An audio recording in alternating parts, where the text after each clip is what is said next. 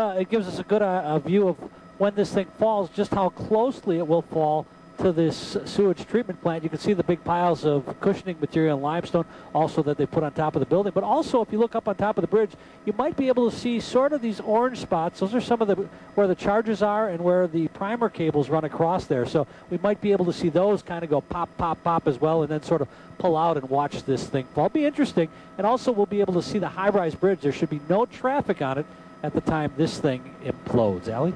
All right, Joe, we will stay with your shot these last few minutes. We are under 2 minutes away from the detonation. Let's touch base real quick with Don Hasbrook out with some of the spectators. Don? That's right, Allison. You can see there are a bunch of people gathering here, and everyone's excited. Joining me right here is Bob Galegios, who's been here for a while. How long have you been out here? Oh, since about 11:30. So you're trying to get a good look. Yep, that's it. That's it. Lots of pictures. So you've been taking pictures all afternoon. Are you intending to do anything with those? Well, I give a lot of slideshows on various railroad and historical subjects, so I'll shoot a series of them and then run them in sequence that look like an animation of the bridge falling. So. Thanks a lot, Bob. So everyone's pretty excited trying to get a good look of the Hoan Bridge, which is expected to come down in just a few seconds. Reporting live from the Hoan Bridge, Don Hasbrook, Fox 6 News. All right, Don, thank you. We want to go back now to a full screen shot of the Hoan Bridge so that when the demolition takes place in just about a minute, we'll be able to show it to you. Peter, let's talk a little bit more about the 6,000 tons of crushed limestone that they've built into berms underneath the bridge to catch the debris. How effective do they think that's going to be? Well, it's about as effective it's about the most effective material that they can get. Obviously, they would have preferred to have this almost at any other place, but the only thing they could do is to try and crush the limestone so those pieces of rock would actually give way and actually disperse the force of the bridge actually coming down. I don't know if you can see it behind me. It may be a little bit difficult, but those pieces of limestone, or that crushed limestone, is actually packed over the top of the roof of one building. So they've got quite a bit of it there to cushion the blow.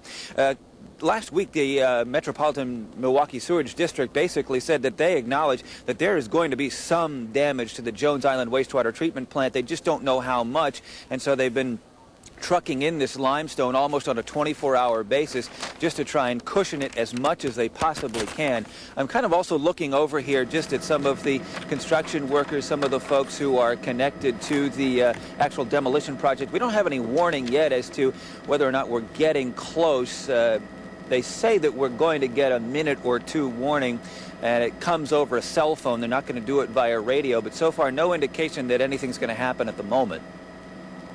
At the station, Peter, our clocks say 1 o'clock, so maybe they're running just a couple minutes late. Let's just talk just a minute about the Jones Island treatment plant. Want to let you know that they shut down operations this morning about 6 o'clock, diverting the sewage to the deep tunnel and the MMSD treatment plant in Oak Creek. Engineers from the Sewerage District and the DOT will inspect the explosion just about 10 minutes after it happens. They've got contractors at the ready just in case there are more problems than what they expect.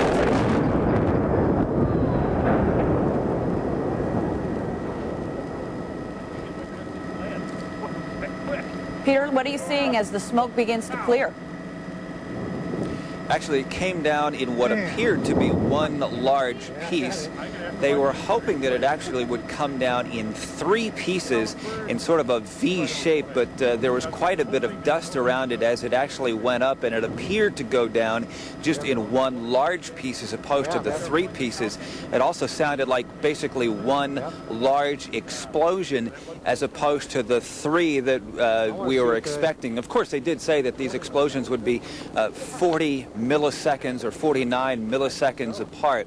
What you can see is that it appears as though the southbound lane, at least from this vantage point, seems to be at least sustaining some minimal damage. It looks mostly like it's soot on the other side of it. I don't know if you can see that. There's also at least a piece of a girder that is hanging down. I did see that, Peter. That seems like about the only piece that didn't go right along in a clean cut. You're right. One of the other things that I'm noticing, and of course from my vantage point I won't be able to see it really, but it looks as though the piers, those two large cement Peter, let me structures... jump in just a minute. We're going to show our viewers in slow motion, as you continue to explain, a slow motion shot of the demolition. If you hang on just a minute, Peter.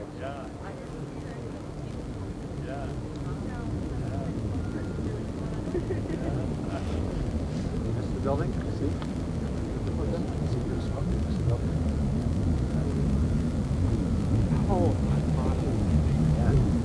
Okay, Peter, as you were saying?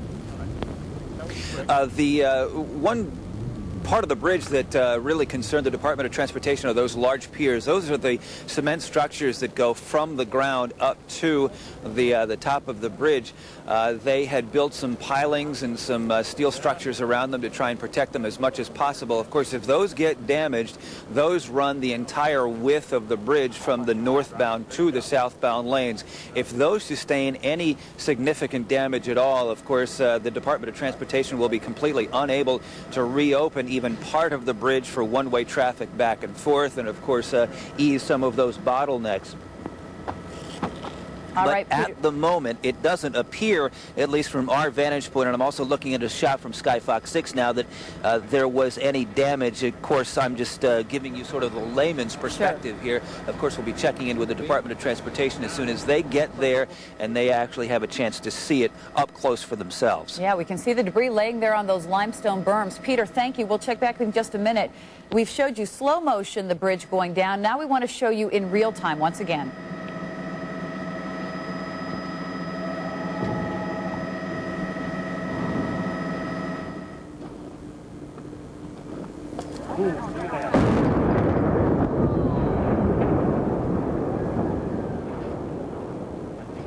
That detonation process just taking a couple of seconds, bringing some 520 tons of concrete and cement down to the limestone berms beneath. Let's go back upstairs now to Sky Fox 6 reporter Joe LaBarbera. Joe, how is your vantage point for that? Pretty spectacular, Allison, and what's amazing is it doesn't look like there's too much damage to that connector building between the Milwaukee Metropolitan Sewerage District east side and west side. As you can see, there is some like soot or dark explosive material or something like that, but as you can see, it doesn't look like any of the big pieces fell on top of the building.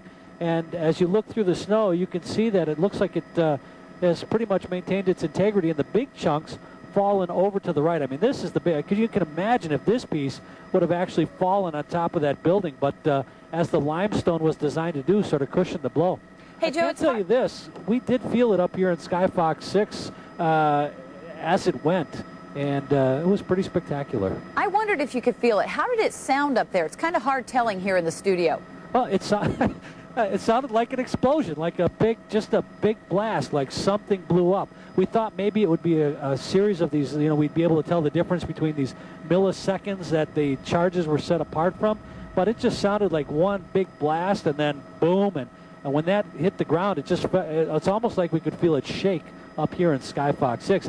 And we've been asked to stay half a mile away, and we've been at least between 7/10 of a mile and a mile out just taking a look at this thing, and we could still sort of feel it from up here, so quite interesting. Has the dust settled completely now where you are? Yeah, it looks like the dust has settled completely. We heard Peter talk a little bit about the collateral damage that they were worried about on the southbound lanes, but as you look, just dark, something looks like maybe something was a little scorched or burnt, and maybe there's some dark snow or whatever from the blast, but as you take a look, it's hard to tell until they get a very close inspection that the southbound lane was open. And of course, you heard Don Rhodes from the DOT say if they can get this inspected and then open in time, who knows, they might be able to at least open the southbound lanes before they can get the northbound side repaired.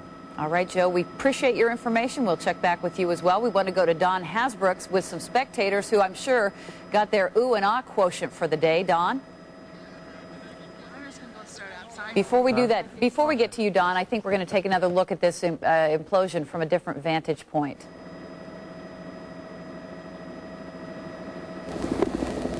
Here we go.